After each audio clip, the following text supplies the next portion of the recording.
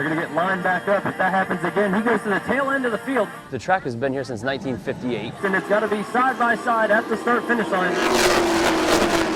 And over time, Myrtle Beach Speedway has become part of racing history. The track and style of racing make for one of the more entertaining rides the sport can provide. This grassroots racing landmark serves as an important rite of passage for any driver as history thrives on the roads of the Speedway.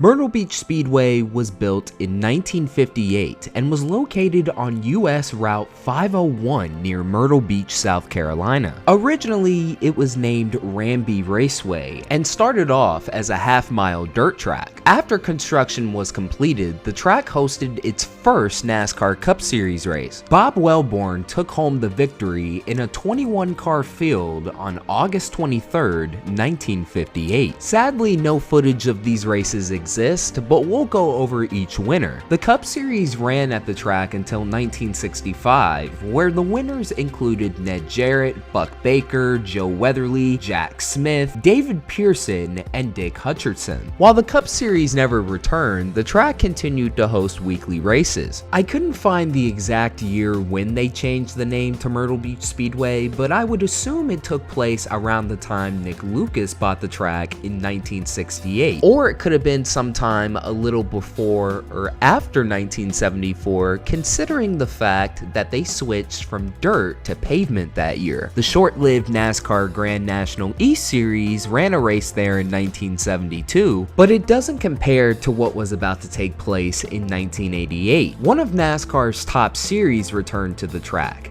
this time the NASCAR Busch Series. On July 2nd, 1988, the late Rob Moroso won the inaugural Busch race, and the series continued to race there until 2000. The track hosted some of the best short track racing in series history, but along with that, they continued to host weekly races. Drivers who were local and around the country raced at the famous speedway, either just trying to make a living at short track racing or jumpstart their NASCAR ambitions. One of those drivers was Dale Earnhardt Jr., and on August 20th, 1994, he went on to score his first win in late models. At the same track on June 22nd, 1996, he made his NASCAR Busch Series debut. Whether it was the Busch Series, late models, or whatever, Myrtle Beach Speedway was one of the toughest short tracks in the country. All I know is on short tracks, it's you're running as hard as you can at every lap. You know, it's they call it white knuckle driving. You know, you're up on the wheel,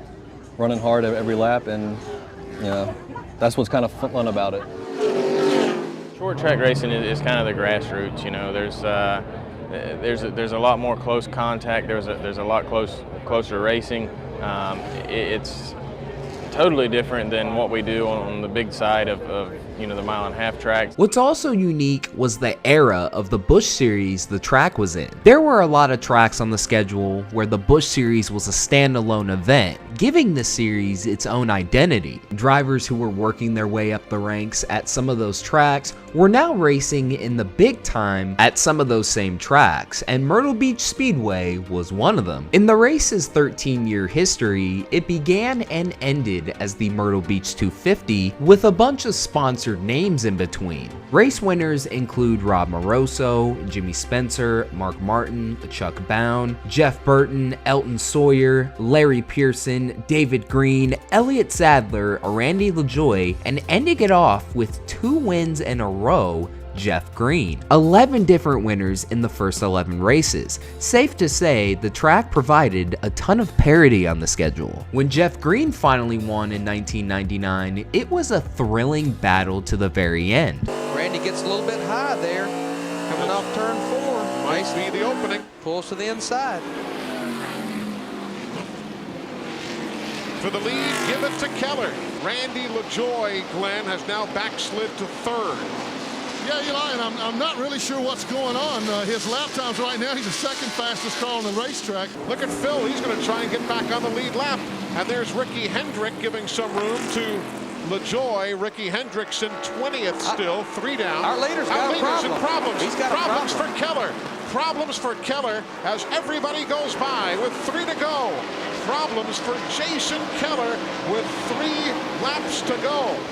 Green will win here in Myrtle Beach. LaJoie settles for second, and it's a heartbreaker for Jason Keller. Myrtle Beach Speedway's final Busch Series race took place on June 17, 2000, where Jeff Green dominated, leading 198 of the 250 laps. Once that era was over, the track was still NASCAR sanctioned, continuing to host weekly series races, but now the track's biggest race, without question, was the Myrtle Beach 400. It's showtime now.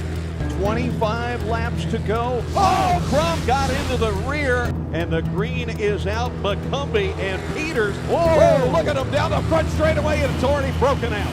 Pulliam and Crum have met each other once again, and this time Pulliam's car damaged right there. And you've got anger down there in the pits.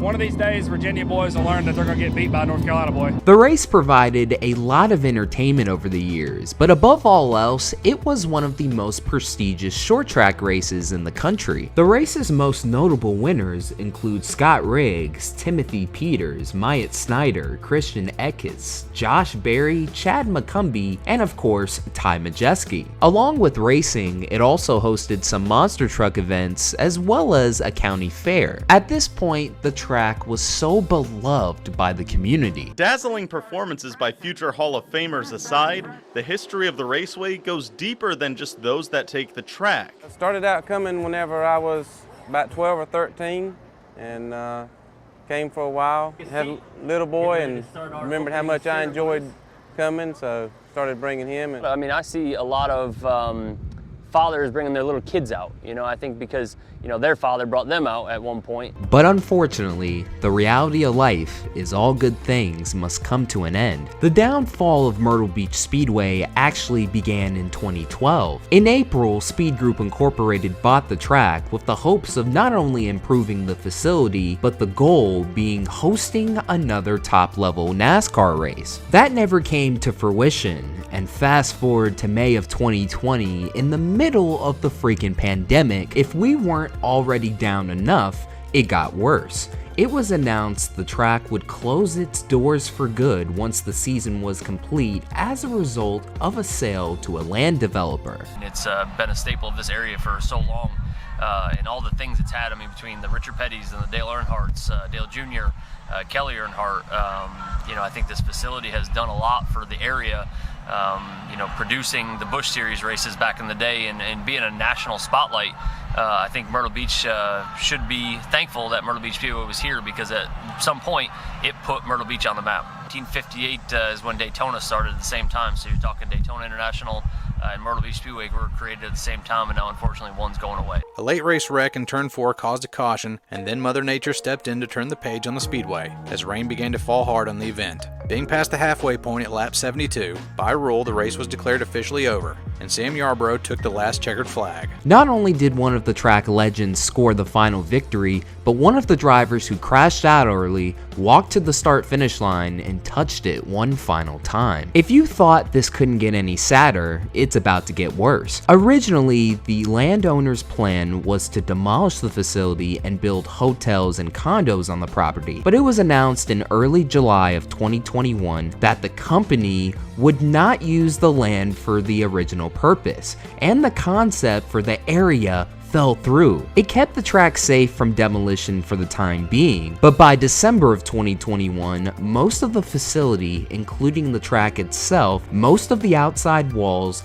and pit road were completely demolished. As of December 31st, 2021, the final remains of the track were just the front and back straightaway walls. In 2021, NASCAR approved the transfer of Myrtle Beach's NASCAR sanction to Florence Speedway. Not only did it have the same promoters, but it was 75 miles from the track in the same metropolitan market. The history of the Myrtle Beach 400 is now recognized into the history of the Charlie Powell Memorial 400. It also continues to host the Icebreaker 125, which started at Myrtle Beach Speedway in 2016. Today, you can find the track perfectly intact on iRacing or NR 2003, but in reality, one of the greatest short tracks has now been withered down to nothing, adding it to the list of abandoned tracks. RIP to Myrtle Beach Speedway. And once again, that'll do it for another video. Thank you guys so much for watching. This is Black Flags Matter. Catch you next time. It's got rich history. I think it's better. I mean, that's kind of our running motto is be a part of history. You know, we're bringing it back.